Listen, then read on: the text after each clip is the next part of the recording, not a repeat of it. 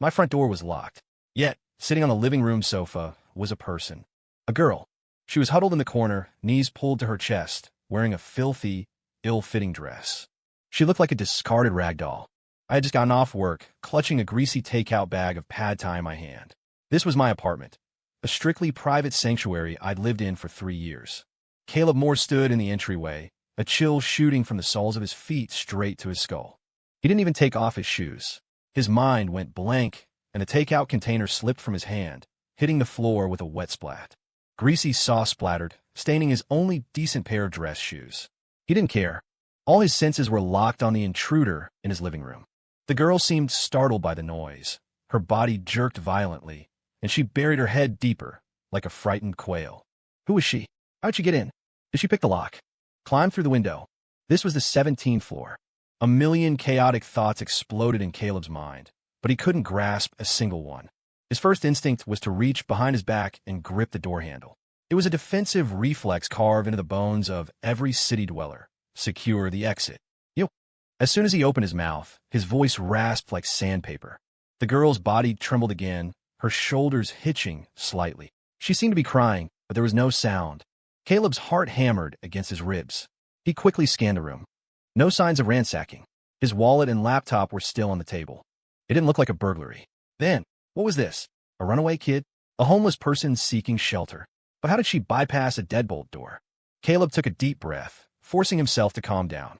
He took a step back, keeping his body in the hallway and only poking his head in. I don't know who you are, but you need to leave my apartment immediately. His voice wasn't loud, but it carried an undeniable command. The girl on the sofa didn't react.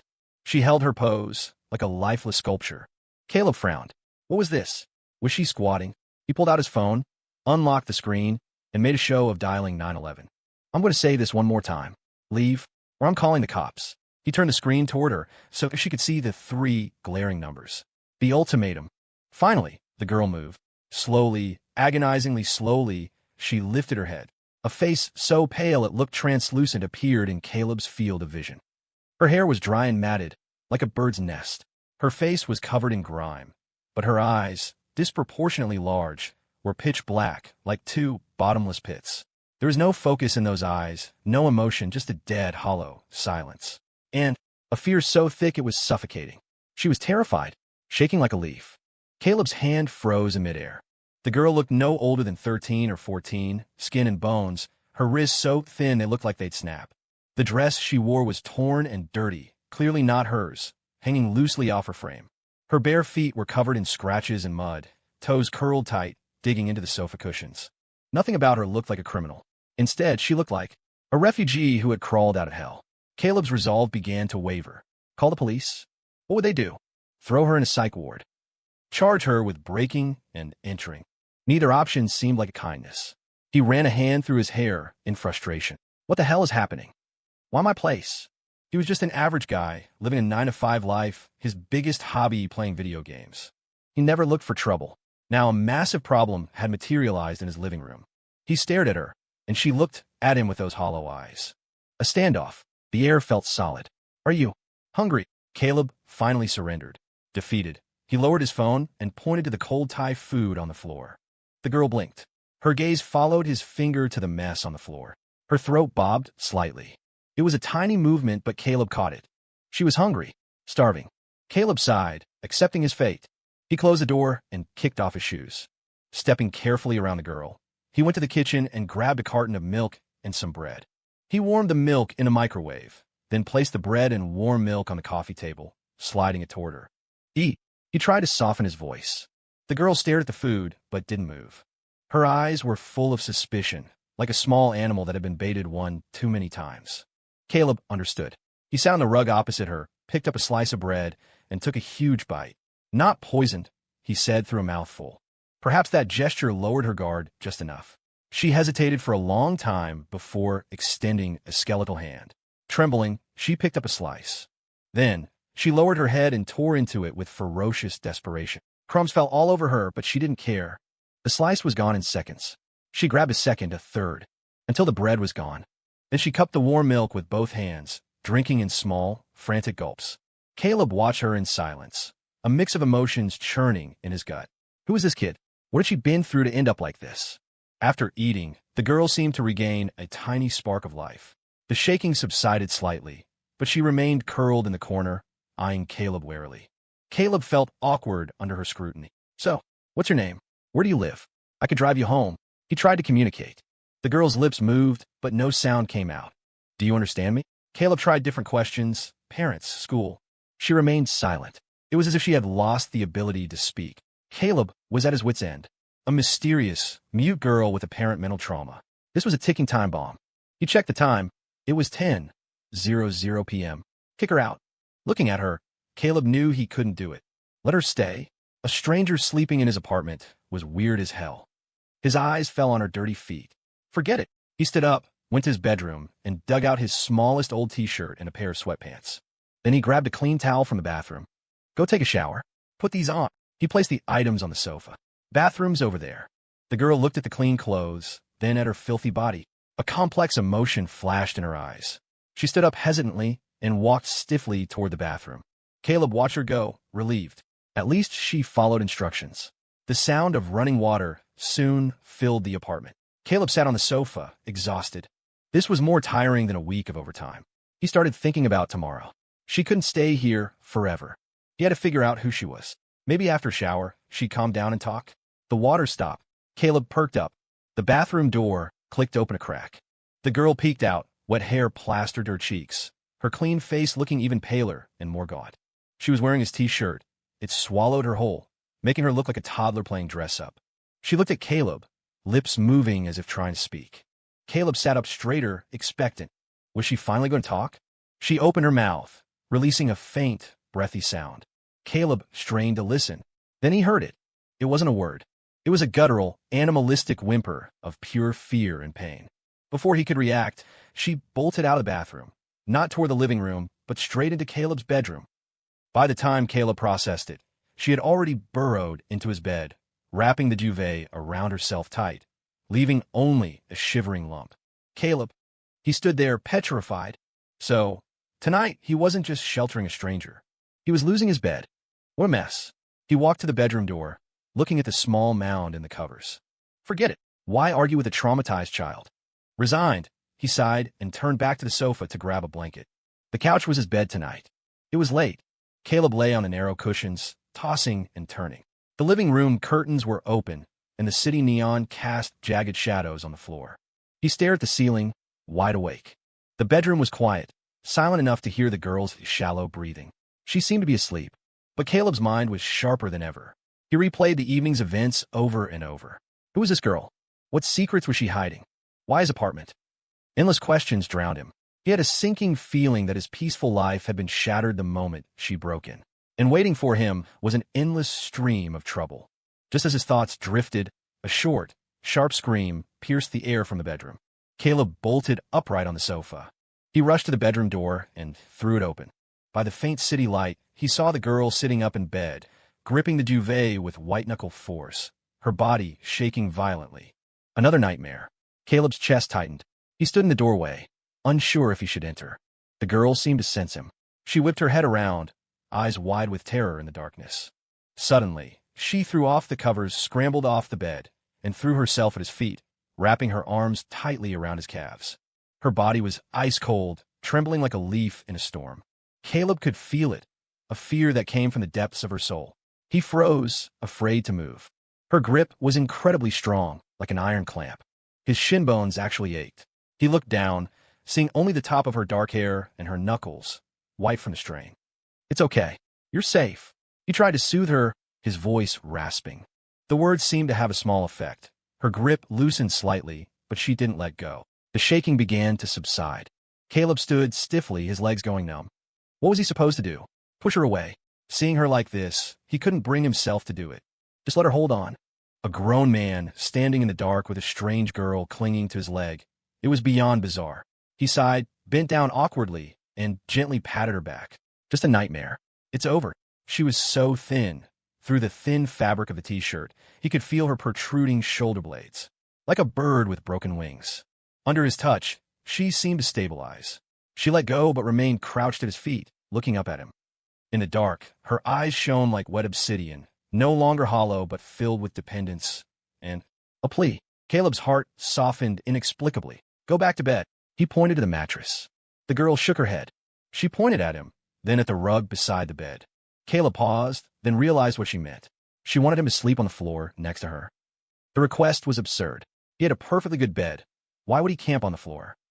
But looking into those pleading eyes, the refusal died in his throat. He felt like he was losing his mind. Eventually, he dragged the blanket and pillow from the sofa and lay down on the rug beside the bed. Only then did the girl climb back onto the mattress. She pulled the covers up to her chin, leaving only her eyes exposed, watching him unblinkingly in the dark, as if his presence was the only thing keeping her safe. Caleb groaned internally. This is ridiculous. He closed his eyes, forcing himself to sleep. But his mind was a mess. A living, breathing problem was sleeping 3 feet away, and he didn't know when it would blow up in his face. The next morning, Caleb woke to a soft noise. He opened his eyes to find himself on the cold floor, covered only by a thin throw. His neck and back screamed in protest. He sat up, looking immediately at the bed. Empty. The girl was gone. Caleb's stomach dropped. Sleep vanished. He jumped up and rushed out. Living room. Empty. Bathroom, kitchen. Nothing. Did she leave? Caleb stood in the center of his living room, dazed. If she left, good. The trouble resolved itself. His life could go back to normal. He let out a breath, but a strange sense of loss nagged at him. He walked to the window and threw open the curtains.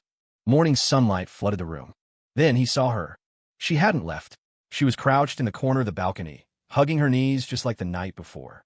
She was wearing clean clothes now, her hair somewhat smoothed down, though still messy. She was staring quietly out the window at the bustling street below. The sunlight outlined her in gold. In that moment, she didn't look like a refugee. She looked like a fallen elf, radiating an unearthly fragility and detachment. Caleb walked over and crouched beside her. Why didn't you sleep longer? The girl turned, glanced at him, then looked back out the window. Caleb followed her gaze. Below was a small park where seniors were doing their morning exercises. Want to go out? He asked. The girl nodded, then violently shook her head. She wanted to, but she was too afraid. Caleb understood. He stood up, went to the kitchen, and made 2 simple sandwiches. He handed one to her. This time, she didn't hesitate, taking small bites. Breakfast finished, the problem returned. What now? She couldn't stay here forever. He had a job, a life. He couldn't babysit her 24/7. I have to go to work, Caleb told her. Stay here. Don't open the door for anyone. Understand? He sounded like a nagging mother. The girl just looked at him, neither nodding nor shaking her head. Caleb felt uneasy. Leaving an unstable girl alone in a 17th floor apartment was a huge risk. What if she jumped? Caleb shivered, cutting off the thought. He grabbed his phone and opened his work app. Reason: emergency plumbing issue. Apartment flooded. He lied without blinking and submitted the time-off request. Approved instantly. Done. He had 1 day to figure out who she was. He sat on the sofa while the girl crouched on the balcony. They were separated by space and silence, the atmosphere thick. Caleb opened a browser on his phone and started searching for recent missing persons. He typed girl, missing, age 13-14. Hundreds of results popped up. He scrolled through them one by one. Smiling faces, awkward school photos. But none of them were the girl on his balcony. He switched search engines, widened the radius. An hour passed. Nothing. Caleb was getting frustrated. Was she from out of state? Or had she been missing for a long time? He instinctively thought to expand the timeline. How long? 1 year. 2. He looked at the thin figure on the balcony, and an absurd thought struck him. On a hunch, he typed 5 years ago into the search bar. Then he saw it. A news article from 5 years ago. The headline was bold, heavy. Tycoon Richard Vance's daughter, Lily Vance, abducted on way from school. Still missing. Below was a photo. A little girl in a white princess dress standing by a grand piano, smiling shyly but brightly. She had large, luminous eyes and deep dimples. She looked like a pampered little princess. Caleb's breath hitched.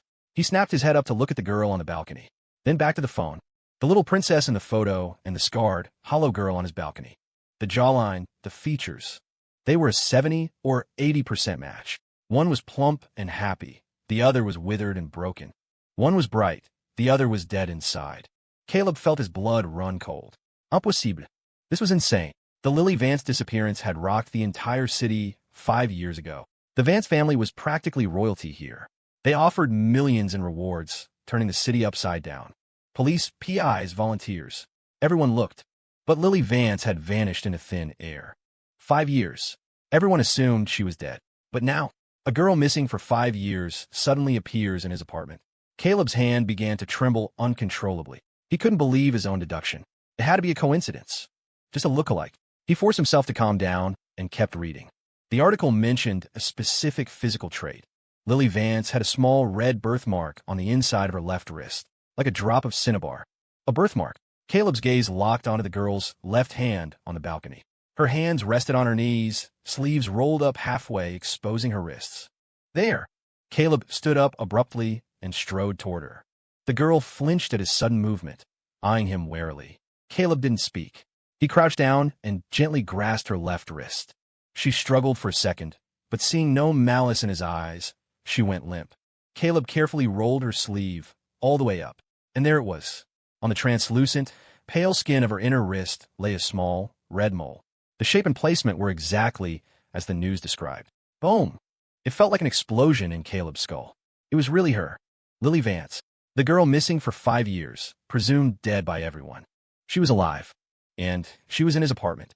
A wave of shock and absurdity crashed over Caleb. He let go of her hand and slumped onto the floor, speechless. Where had she been for 5 years? What had she endured? Why did she look like this? And, the most critical question, why was she in his apartment? He had only lived here for 3 years. 5 years ago, he was nowhere near this place. This apartment should have no connection to her. A web of mysteries trapped Caleb in its center. He looked at Lily Vance. She didn't seem to understand his reaction. She just tilted her head, watching him with curious, empty eyes, as if looking at a stranger. Caleb's heart sank. He realized he hadn't just stumbled into trouble. He had stepped into a massive vortex that could upend his entire life. What should he do? Call the police. Tell them the long-lost Lily Vance was in his house. Would they believe him? Or would they think he was the kidnapper?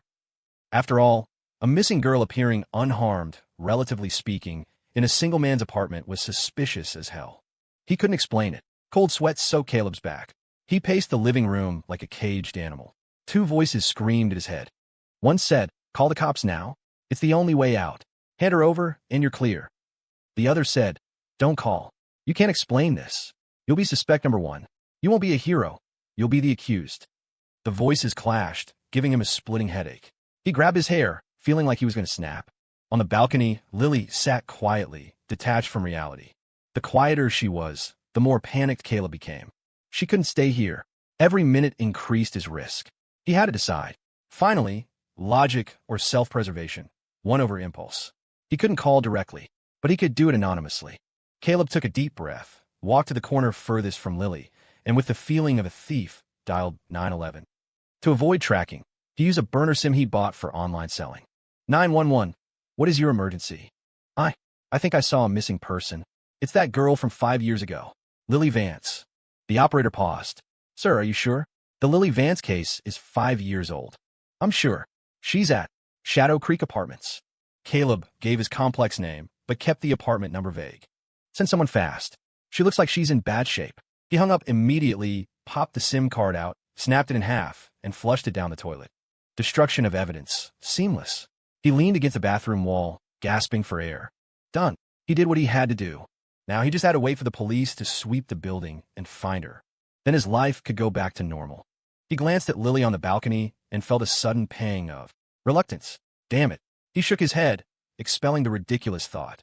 He was a nobody. He just wanted a normal life. The Vance family was powerful. The secrets behind Lily's disappearance were not something a guy like him should touch. Staying away from the eye of the storm was the only smart move. 20 minutes later, sirens wailed below. They stopped right in front of his building. They were here. Caleb's heart was in his throat. He peeked out the window. Several squad cars and a few expensive black SUVs were parked below. Uniformed officers and men in suits were rushing into the lobby. The response was massive. Clearly, the Vance family hadn't given up.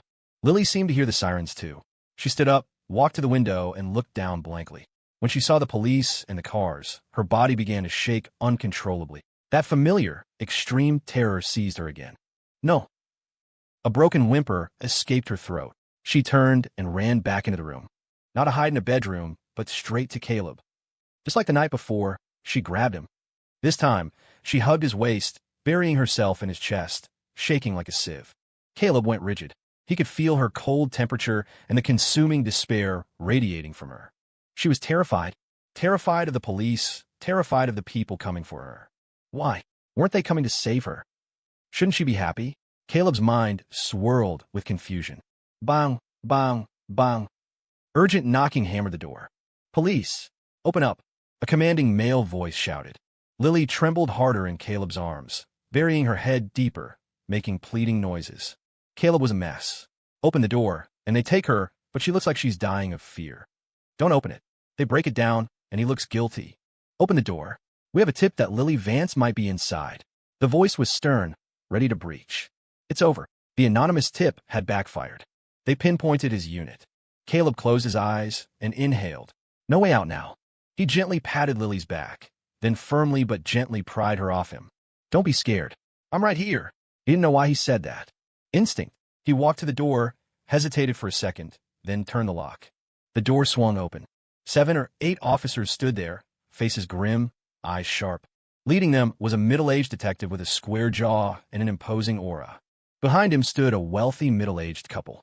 The man wore a bespoke suit, eyes frantic.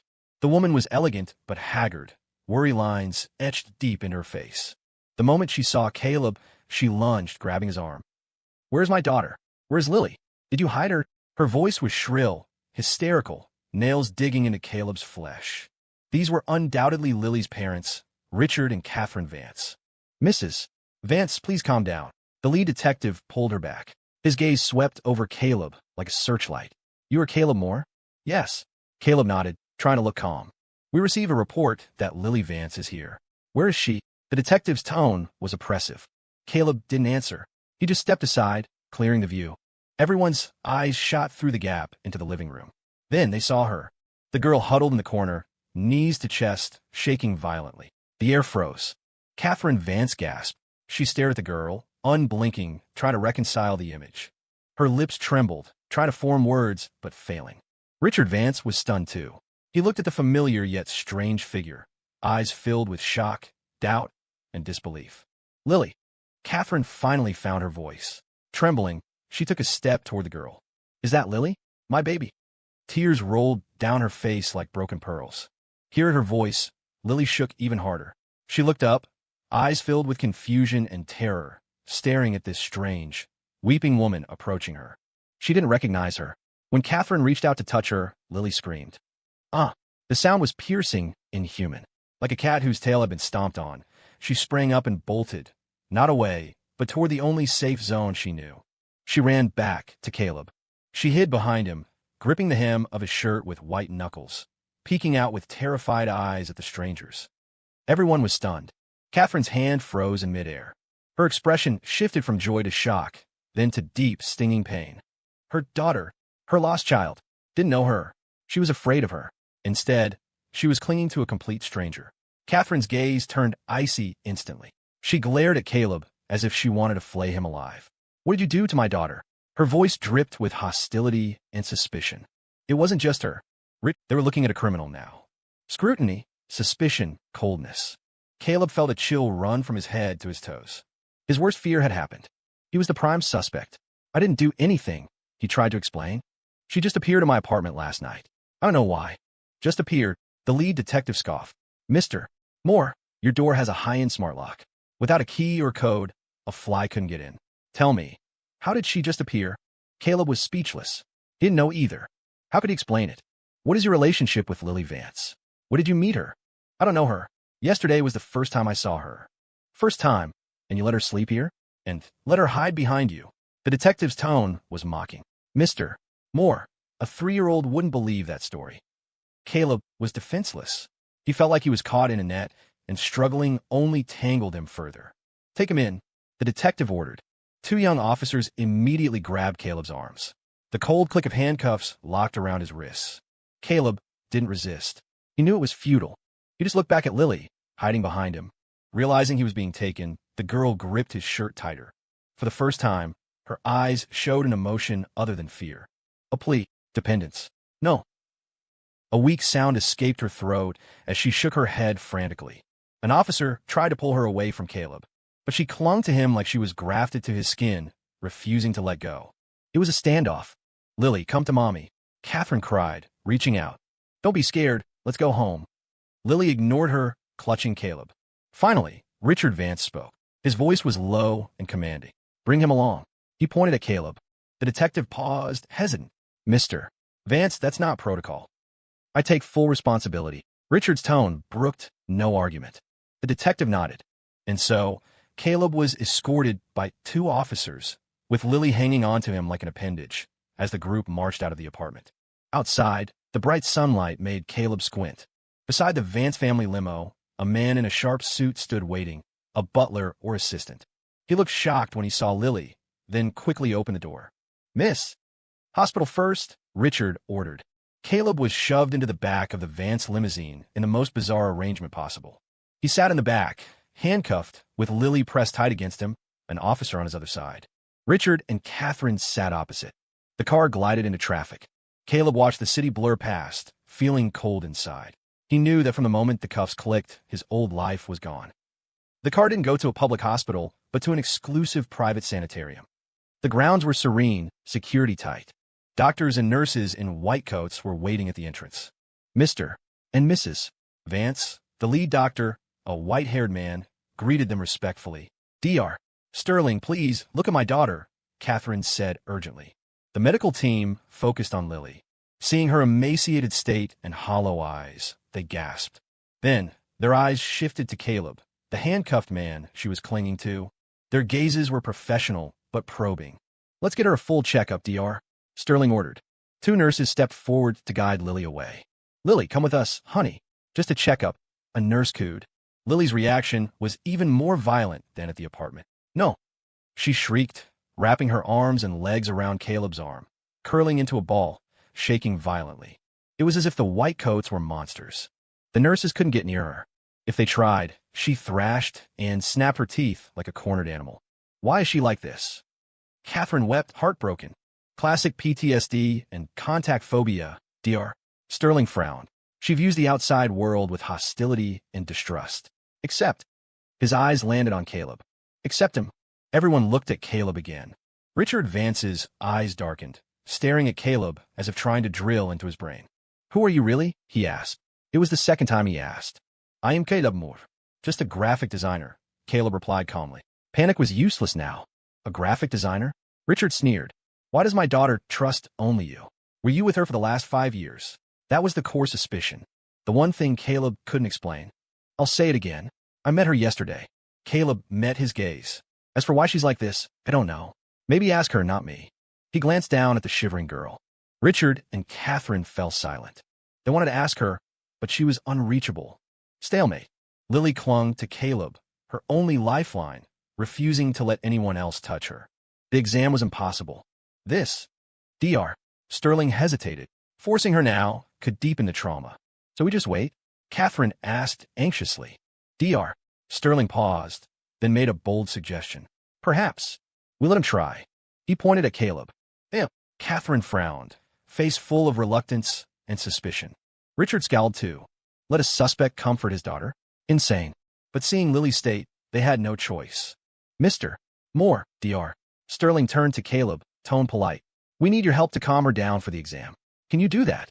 Caleb looked at his handcuffs. Do I look like I can help? Dr. Sterling looked awkwardly at the police. The detective looked at Richard. Richard remained silent for a long moment. He was a businessman. He weighed the pros and cons. His daughter's health came first. As for this Caleb Moore, there was plenty of time to interrogate him later. Uncuff him, Richard finally commanded. The officer, reluctant but obedient, unlocked the handcuffs. Red welts circled Caleb's wrists. Mr. Moore, please, Richard said, a hint of pleading in his voice. Caleb rubbed his wrists, saying nothing. He looked down at Lily. It's okay, he said, mimicking the previous night, gently patting her back. They're doctors. They just want to check you. They won't hurt you. His voice was low, carrying a strange sedative quality. Lily's trembling actually began to slow. She looked up, her black and white eyes filled with trust. Be a good girl. Let them look okay. Caleb coaxed. Lily hesitated for a long time, then gave a microscopic nod. Everyone exhaled. Great, Dr. Sterling signaled the nurses. Gently, the nurses approached cautiously. This time Lily didn't scream, but she refused to leave Caleb. She extended one arm for blood work while gripping Caleb's shirt with the other, anchoring herself to him. The checkup proceeded in this bizarre fashion. CT scans, EKGs. Caleb had to be there for everything. He was a human pacifier. As long as he was there, she was docile. If he moved an inch, she panicked. Richard, Catherine, and the police watched through the glass, stunned. Their expressions shifted from suspicion to shock, then to a complicated confusion. What magic did this guy possess? The exams took all afternoon. Results came quickly. Dr. Sterling walked into Richard's temporary office, looking grave. Caleb was invited in too, police shadowing him. It's not good, Dr. Sterling sighed. Severe malnutrition. Multiple old injuries, some new ones. And he lowered his voice. Her vocal cords show signs of damage, likely from long-term disuse or psychological trauma causing mutism. Her mental state is catastrophic, severe PTSD and autistic withdrawal. The office was silent. Catherine covered her mouth, sobbing. Richard's fist clenched under the table. 5 years. His princess. What hell had she endured? Can she recover? He rasped. Physical wounds heal. The mind is harder. Dr. Sterling shook his head. She's locked inside herself. The only breach in a wall. He looked at Caleb. Is him. Richard's gaze sharpened like a knife, stabbing at Caleb. I don't care how you do it. Make her talk. His voice was icy. If she tells us what happened and who did this, I will give you anything you want. Money, status. It was a transaction. Caleb just smiled. Mr. Vance, you're mistaken, he said calmly. I'm not your employee, and I'm not a criminal. I'm just a guy with bad luck who got dragged into your family drama. You. Richard's face darkened. I just want to go home. Caleb stood up. I've done my part. The rest is up to you parents and the police. He turned to leave. He was done with the suspicion. You can't go. Catherine rushed forward, blocking him. Her eyes were resolute through the tears. Please, help us. Help Lily. She dropped her pride. If you can help her get better, I'll do anything. Just then, the door burst open. A nurse ran in, frantic. Mr. and Mrs. Vance. Miss Lily. She. What happened? Catherine gasped. She woke up and saw Mr. Moore was gone. She went berserk. She's throwing things, slamming her head against the wall. What? The parents turned pale and ran out. Caleb froze, then followed. The VIP room was a disaster zone. Lily was like a wild animal, hurling everything she could grab. 2 nurses cowered. Her forehead was bleeding from hitting the wall. Lily, no. Catherine screamed, held back by Richard. Don't. You'll get hurt. No one could stop her. Then, Lily saw Caleb in the doorway. She froze. Standing amidst the wreckage, blood trickling down her face, she stared at him. Then, slowly, she reached out a hand, like a drowning person seeing a log. Caleb's heart stung. He pushed past the crowd and walked in. He took off his jacket, gently draped it over her head, and pulled her into his arms. I'm here, he whispered. I'm not leaving. The struggling body in his arms slowly went limp. Only soft sobs remained. Outside, the Vances watched with complicated expressions. They had to admit a hard truth. The only person who could save their daughter was the man they suspected. That night, Caleb moved into a suite at the sanitarium as a special consultant. In reality, he felt like a hostage, or a high-end, emotional support animal. His room connected to Lily's.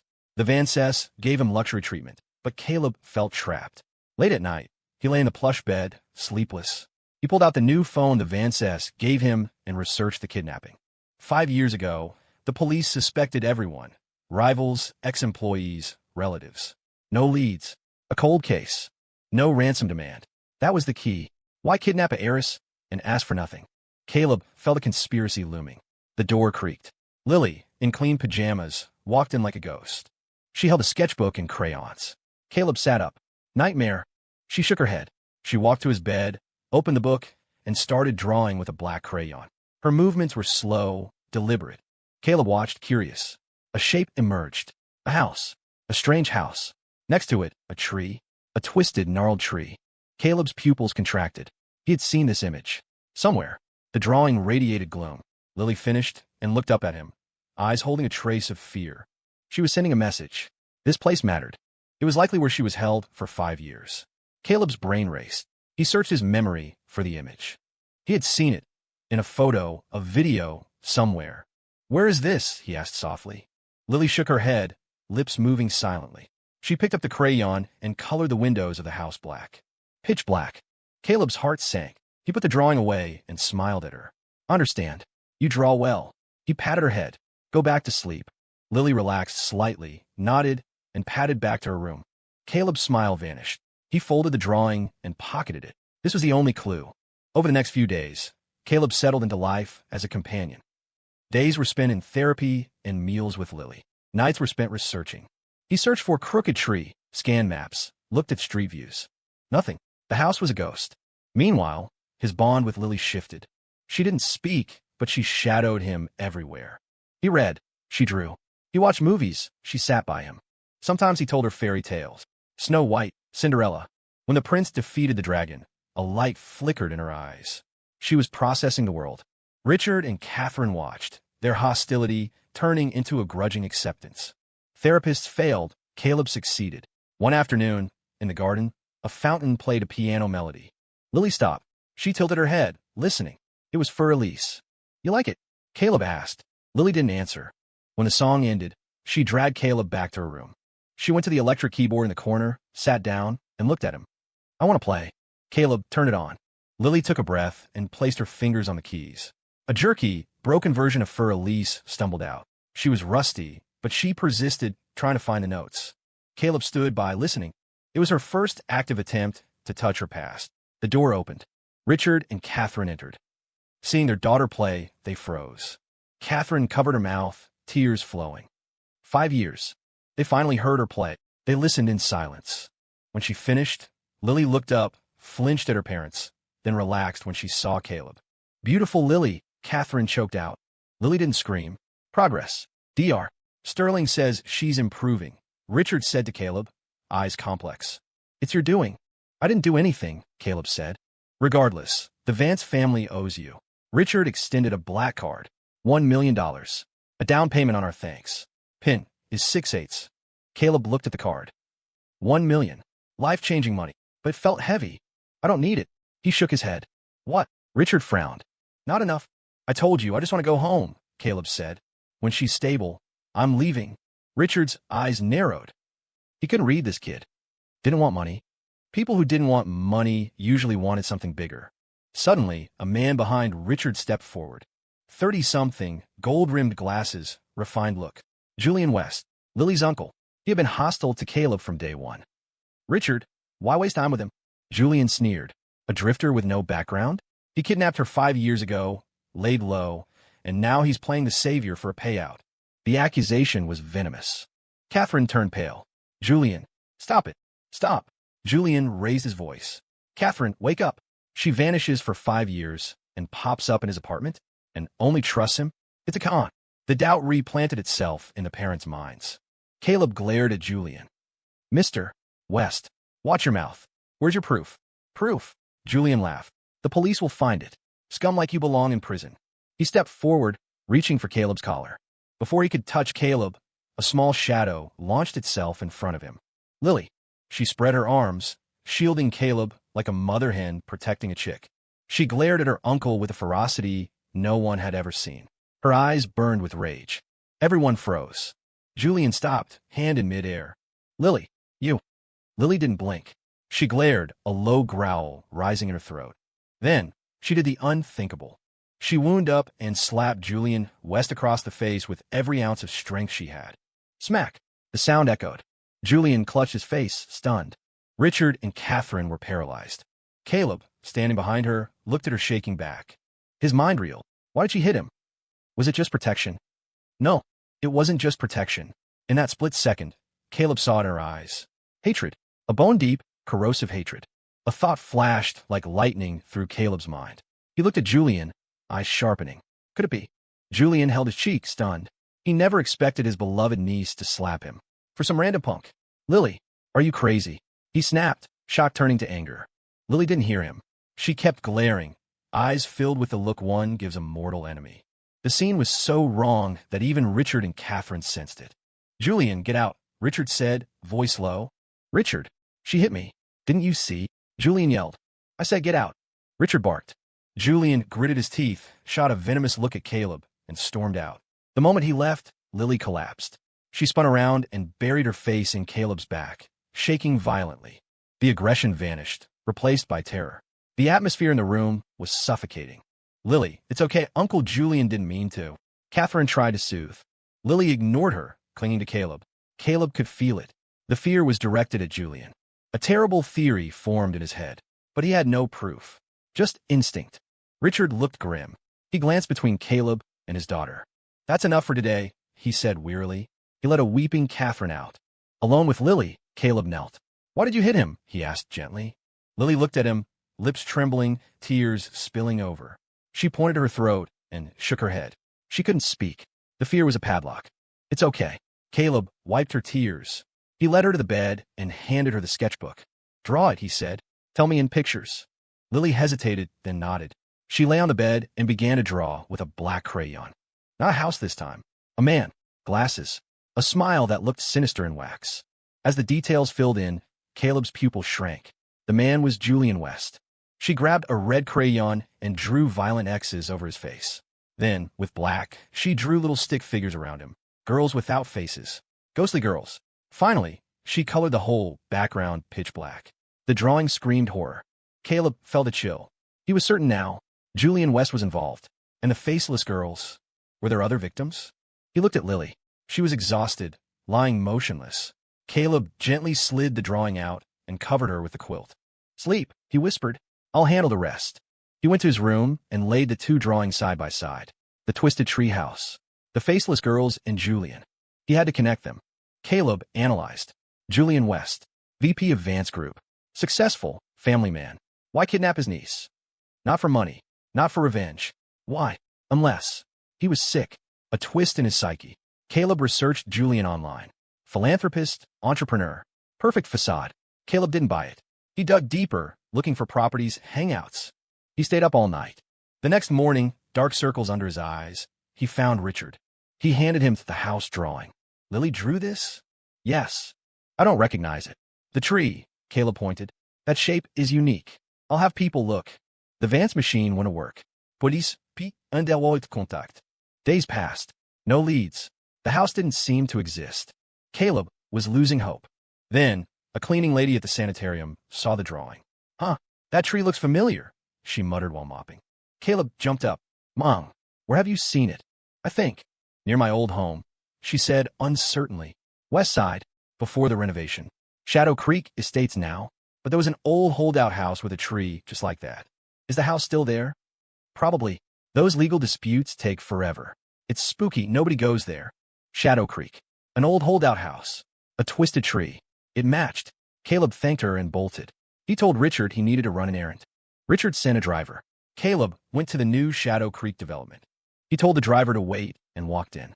Behind a modern condos, tucked away in an overgrown lot, was an old brick house. High walls, vines, and rising above the wall, a twisted, gnarled tree. Caleb's heart hammered. He found a crumbling section of the back wall and squeezed through. The yard was a jungle. The house was silent, windows newspapered over. The front door was unlocked. It creaked open. A smell of mold and rot hit him. Caleb turned on his phone light. Empty rooms. Dust. He checked the first floor. Nothing. Just an abandoned house. He went upstairs. First room, empty. Second, empty. The third door opened. This room was different. It was clean. A bed, a desk. Children's books. Alphabet charts. But no windows. A sealed box. Caleb stepped in. He saw scratches on the wall. Frantic, desperate scratches. Words etched by fingernails. Help. Mommy. This was it. The prison. He checked the desk. Wrappers of a specific fruit candy. The only candy Lily refused to eat at the hospital. Under the bed, a box of neatly folded girls' clothes. A teddy bear. It wasn't just captivity. It was a twisted care. He tapped the walls. Solid. Solid. Hollow. Thud thud. He found a hairline crack. Pried it open. A hidden niche. Inside, a notebook and a voice recorder. Caleb opened the notebook. Date. I found a perfect angel today. Her name is Lily. The world is too dirty for her. I will take her to our paradise. Date. She cried for her mother. It hurts me, but she needs to learn. Date. She's learning. I bought her favorite candy. A diary of a delusion. The writer believed he was saving her. The handwriting. He didn't know it, but the tone was chilling. The last entries became manic. She tried to run. Why? I love her. She escaped, but she'll come back. I am her only home. Caleb closed the book, sweating. He played the recorder. A girl's sobbing voice. Uncle, please, let me go home. Then a man's voice. Gentle, terrifying. Lily, honey, this is your home. Forget them. Only Uncle loves you.